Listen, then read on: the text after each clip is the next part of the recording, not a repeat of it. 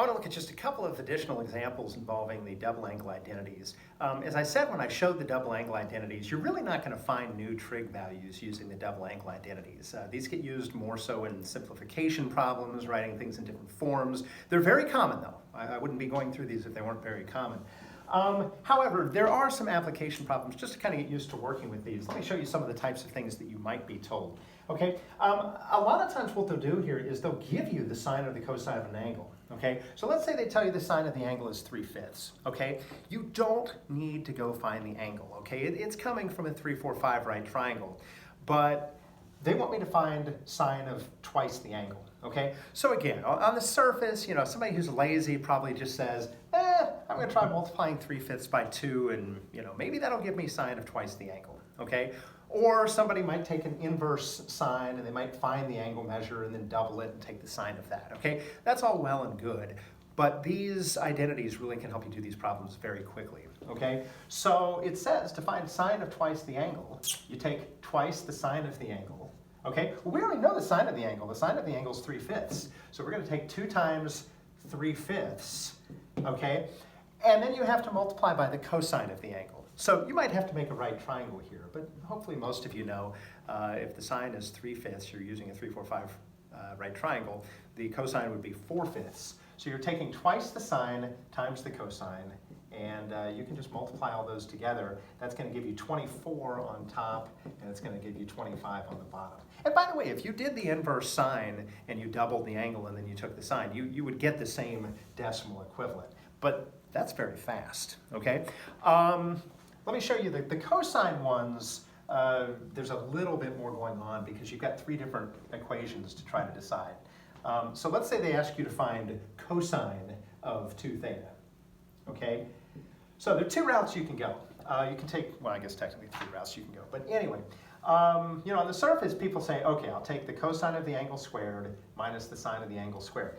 And that's fine, okay? So you could say, all right, if the sine is 3/5, that means the cosine of that same angle is going to be 4/5. By the way, I'm assuming we're in the first quadrant here. If we're not in the first quadrant, we could have sign changes, so be careful with that. But assuming we're in the first quadrant, cosine of theta would be 4/5. Says that we're supposed to square cosine of theta, and then we're supposed to subtract the sine squared. The sine squared, of course, is going to be 3/5 squared. And so 16/25 minus 9/25. Let's see, 16 minus 9, is that 17? No, not 17, 7, okay? That would be 7/25 when you work that out, okay? Great way to do that problem. However, you have 3 identities here, okay? And so really you can be a little bit smarter than that, especially if they give you something a little bit more complicated. They just gave you a sine value. Why not use the equation that just has a sine in it? So you could take 1 minus twice the sine squared. Make sure you're squaring the sine and not the 2, and you could work that out. And that's going to be 1 minus, let's see, that's going to be 9, that's going to be 9 over 25. That'll be 18 over 25, okay? So you might want to turn that to 25 over 25. Anyway, 25 minus 18 is 7, and your denominator stays the same. And notice you get exactly the same 7/25 that you would have gotten before. And by the way, you know, you've got a formula here that uses just a cosine, okay? So if you knew that the cosine was 4/5, okay, you could stick that into the formula, and you should get that same 7/25. So that would be twice the cosine squared. The cosine is 4/5. We're going to square it, and we're going to subtract 1.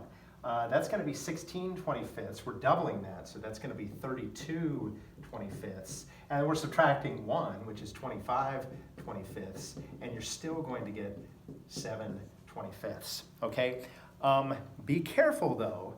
If the angle's not a first quadrant angle, you may have negative values, you may have positive values. You need to be careful with that kind of thing, okay? So you could get negatives or positives, and the interesting thing is this will work, you know, even if you're in like a 3rd quadrant and doubling the angle throws you over into, you know, some completely other quadrant, the rules are still going to work, okay? You don't have to worry about which quadrant it's in as far as whether or not the formula will work, but you do need to make sure if you're in a quadrant where the cosine is negative, make sure you've got a negative value for your cosine. If you're in a quadrant where the sine is positive, make sure you have a positive sine, okay? So you will see positives and negatives popping up in these if you're working with angles that are outside of the first quadrant. So just something to watch for as you try these problems.